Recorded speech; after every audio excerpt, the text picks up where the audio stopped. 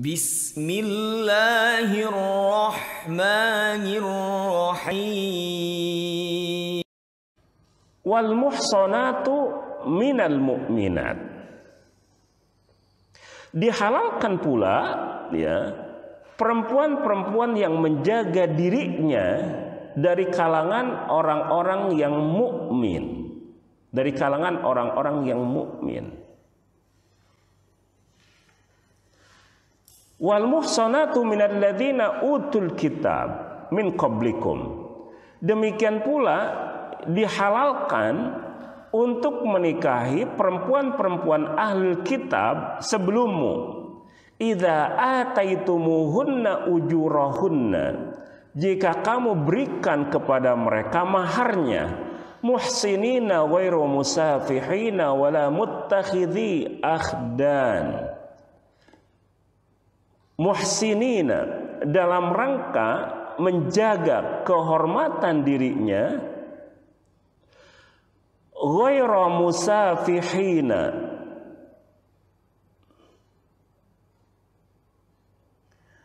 ya, ghairu musafihina, dengan tidak maksud ya berzina, wala muttakhidhi akhdan, dan bukan untuk menjadikannya sebagai perempuan piaraan. Wa may yakfur bil imani faqad habita amaluhu. Ya, siapa yang kafir setelah beriman, sungguh amal-amalnya itu menjadi hancur, ya, menjadi sia-sia. Wa huwa fil akhirati minal khosirin, dan dia di akhirat termasuk orang-orang yang rugi. Hadirin rahimakumullah, ya. Jadi ini adalah berkenaan dengan perempuan-perempuan yang dihalalkan, termasuk diantaranya adalah perempuan ahli kitab. Wal muhsanatu minal mu'minat, perempuan-perempuan yang bisa menjaga dirinya dari kalangan orang-orang yang mukmin. Ya. Yang disebut dengan al-muhsanah itu apa?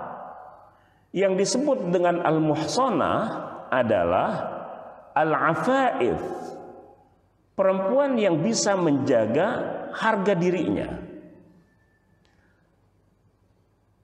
Termasuk dalam kategori wal muhsanat menurut sebagian ulama ada al-harair, adalah perempuan-perempuan yang merdeka, ya. Jadi perempuan yang merdeka.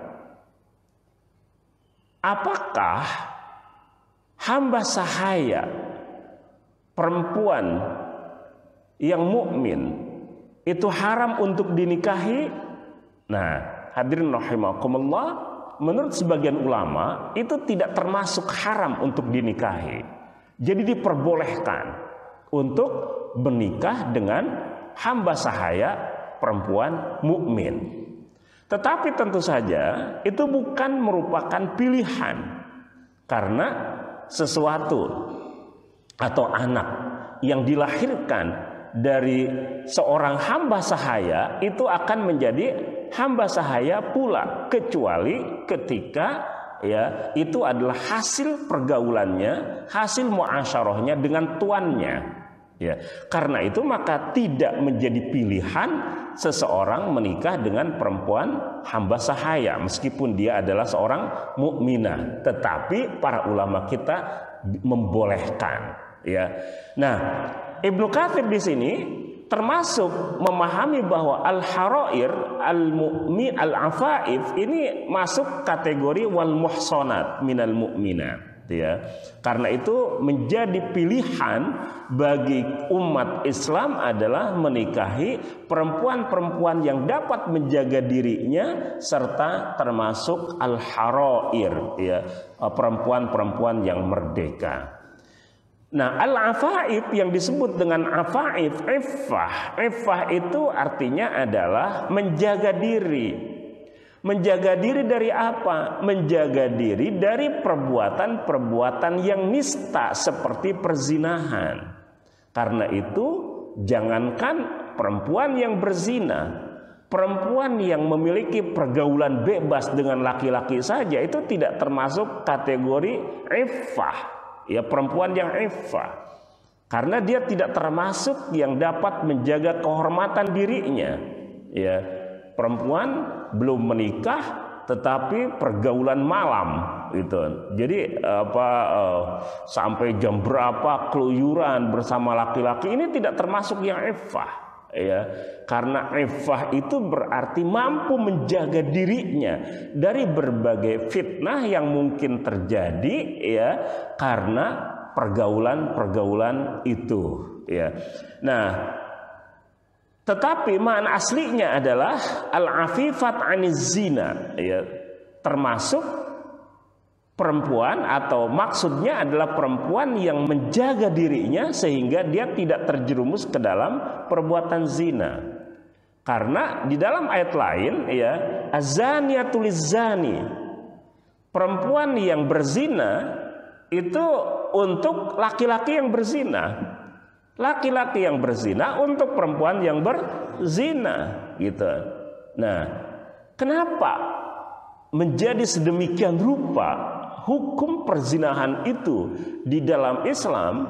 Ya, karena ia tidak hanya sekedar akan mempengaruhi, ya, anak yang dilahirkannya, tetapi bahwa ia kemudian menjadi karakter yang ketika seseorang itu berzina maka dimungkinkan dia tidak akan mampu menjaga kehormatan dirinya, tidak juga akan mampu menjaga kehormatan anak yang menjadi keturunannya, sehingga dia akan menularkan penyakit-penyakit yang berbahaya di dalam kehidupan umat manusia, ya. Jadi persoalan perzinahan di dalam Islam itu bukan perkara yang enteng, ya, bukan perkara yang enteng, ya.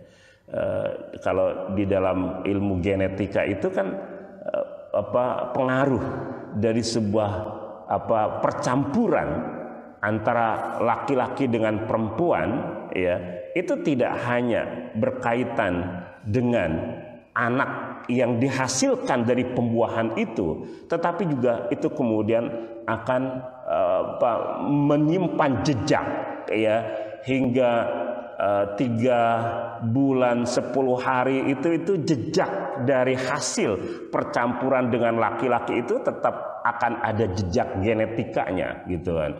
Dan karena itu mengapa di dalam fikih Islam bahwa perempuan yang diceraikan oleh suaminya itu menjaga masa iddahnya atau menunggu masa iddahnya sampai 3 bulan 10 hari, ya, salasata quru, ya, 4 bulan 10 hari, ya, dan seterusnya. Ada beberapa kategori, ya, dari masa iddah yang harus ditunggu oleh seorang perempuan untuk kemudian dia diperbolehkan menikah kembali dengan laki-laki lain karena persoalan itu, ya. Nah, jadi hadirin rahimakumullah, ya, itu wal muhsanatu minal mu'minat, ya. Kemudian wal muhsanatu minal ladzina utul kitaba min qablikum, perempuan-perempuan yang menjaga dirinya dari kalangan ahlul kitab sebelummu. Ini yang menjadi kebolehan tentang menikahi perempuan ahlul kitab yang muhsanah. Perempuan ahli kitab yang muhsanah. Apakah ahlul kitab itu termasuk yang, ya, terbebas dari kesyirikan, padahal wala tankihul musyrikati hatta yu'minna, janganlah kamu menikahi perempuan-perempuan musyrikah sampai mereka beriman. Abdullah bin Umar berpendapat bahwa perempuan ahlul kitab itu termasuk yang tidak boleh dinikahi dengan alasan bahwa la a'lamu syirkan a'dhama min antaqula inna rabbaha Isa. Aku tidak melihat kesyirikan, ya, yang Aku melihat bahwa ketika seseorang perempuan mengatakan bahwa Tuhannya itu adalah Isa, ini merupakan kesyirikan yang jelas, yang nyata menurut Abdullah bin Umar. Oleh karena itu, maka berlaku ayat wala tankihul musyrikati hatta yu'minna. Janganlah kamu nikahi perempuan-perempuan yang musyrikah sampai mereka beriman. Ahlul kitab menurutnya termasuk musyrikah. Kenapa? Percaya kepada Allah, tapi juga percaya kepada Tuhan selain Allah. Nah, apakah pemahaman seperti itu berlaku menurut ulama-ulama lain sehingga ayat ini seolah-olah tidak ada artinya? Kalau itu dipahaminya, maka berarti ayat ini tidak ada artinya. Apa artinya wal muhsanatu minal ladzina utul kitaba min qablikum? Karena seluruh ahli kitab itu meyakini keyakinan seperti itu. Orang Yahudi mengatakan waqalatul yahudu Uzairun ibnullah. Orang Yahudi mengatakan Uzair itu anak Allah. Syirik itu. Ya, waqalatin nasara al-masihu ibnullah. Orang Nasrani mengatakan al-masih putra Allah. Itu kesyirikan. Nah, hadirin rahimakumullah, di dalam ayat yang lain seperti misalnya di dalam surat Al-Bayyinah itu jelas ada perbedaan antara kesyirikan atau orang musyrik dengan ahlul kitab. Lam yakunil ladzina kafaru min ahlil kitabi wal musyrikina munfaqqina hatta ta'tiyahumul bayyinah. Jadi ada di sini alladzina kafaru min ahlil kitab, orang-orang yang kufur yaitu dari kalangan ahlul kitab, wal musyrikin, dan orang-orang yang kafir dari kalangan musyrikin. Karena itu maka antara ahlul kitab dengan musyrik itu memiliki kategori yang berbeda. Nah, karena itu pula maka keyakinan tentang adanya Tuhan lain selain Allah di kalangan Yahudi dan Nasrani ini tidak membuat perempuan ahlul kitab Nasrani dan Yahudi itu dihukumi sebagai musyrikah, perempuan-perempuan musyrik. Tetap mereka dihukuminya sebagai ahlul kitab. Oleh karena itu sekelompok para sahabat itu menikahi perempuan-perempuan Nasrani dan menganggap bahwa itu tidak ada masalah. Tidak ada masalah. Meskipun tentu saja bahwa itu bukan merupakan pilihan yang ideal. Karena pilihan yang idealnya apa? Mukminah, muhsanah. Bukan ahlul kitab yang muhsanah. Kenapa? Karena keimanan itu menjadi kategori yang paling penting. Karena itu fadbar bidzatid din taribat yadaka. Peganglah, dapatkanlah perempuan-perempuan yang memiliki agama yang kuat, maka engkau itu akan beruntung. Jadi pilihan idealnya adalah mukminah muhsanah, bukan ahlul kitab yang muhsanah. Meskipun tentu saja bahwa Allah Subhanahu wa taala tidak bisa atau tidak mengekang umat manusia itu sehingga menjadi sempit ruang geraknya ketika ada keinginan untuk menikahi perempuan ahlul kitab itu. Dan dari situ maka ini adalah merupakan kebolehan. Konon Umar bin Khattab itu pernah menegur Hudzaifah karena Hudzaifah menikahi perempuan ahlul kitab atau ingin menikahi perempuan ahlul kitab. Hudzaifah kemudian mengatakan kepada Amirul Mukminin Umar, "Wahai Amirul Mukminin, apakah engkau mengharamkan sesuatu yang dihalalkan oleh Allah?" Umar mengatakan, tidak, aku tidak mengharamkan sesuatu yang dihalalkan oleh Allah.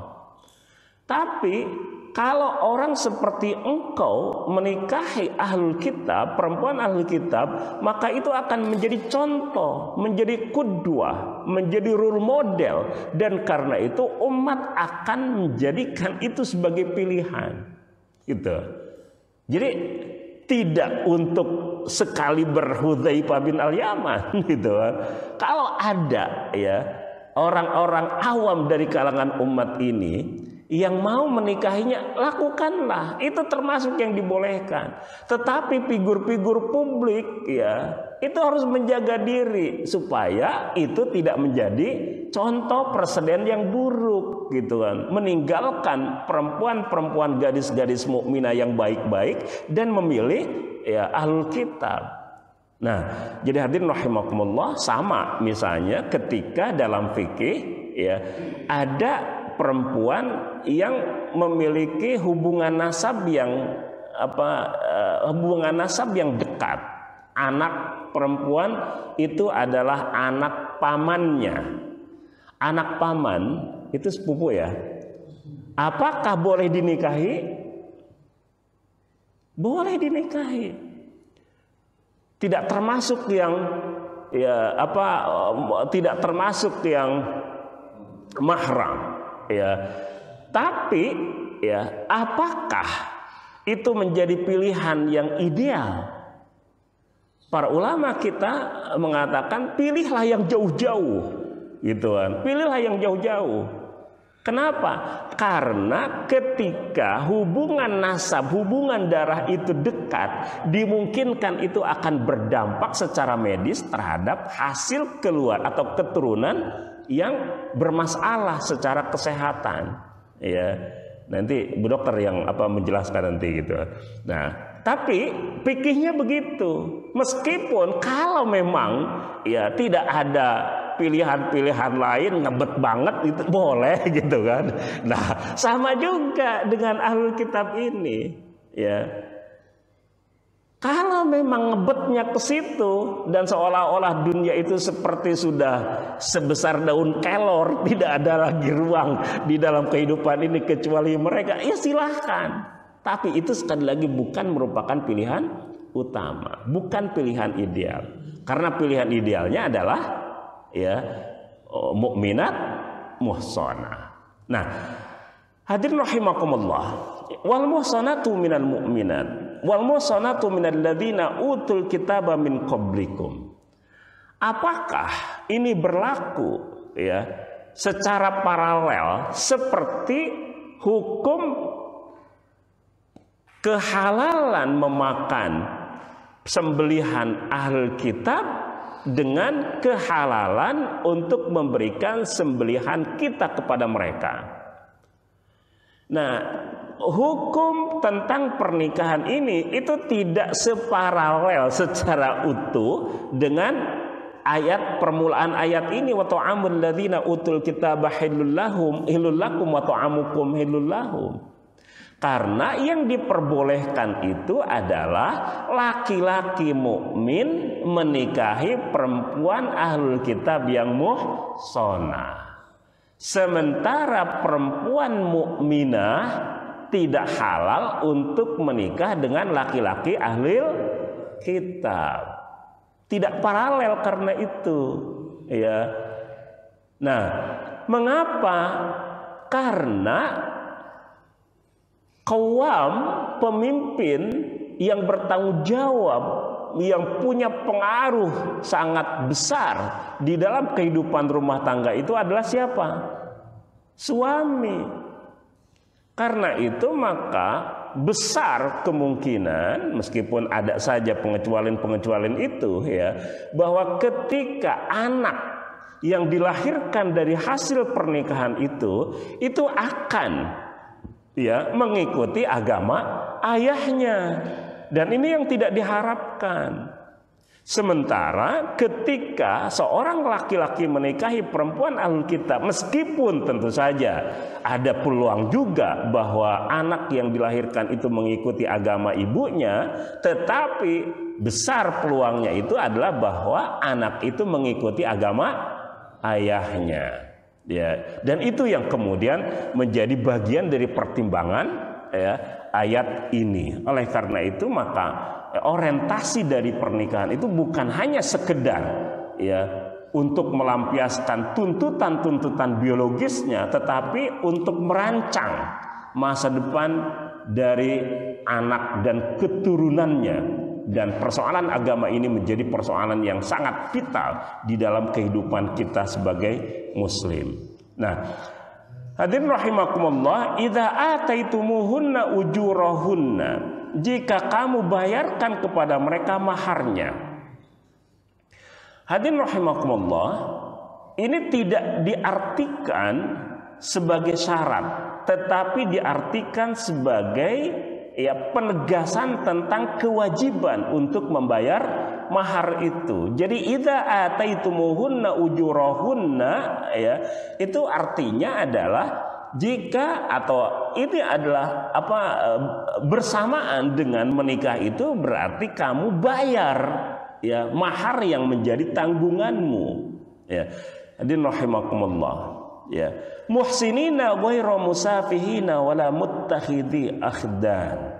Muhsinin itu semua dalam rangka menjaga kehormatan dirinya, ghairu musafihina, tidak untuk apa secara terang-terangan melakukan tindakan-tindakan perzinahan, wala muttakhidhi akhdan, tidak pula kemudian ya perzinahan itu dilakukan secara sembunyi-sembunyi seperti ketika seseorang itu memiliki seorang perempuan yang menjadi simpanannya tidak dinikahi ya, tetapi ia menjadi perempuan yang biasa digaulinya secara perzinahan ya, dalam rangka menjaga kehormatan dirinya seperti itu, maka ya perempuan ahli kitab itu menjadi kebolehan untuk dinikahi. Hadirin rahimakumullah ya.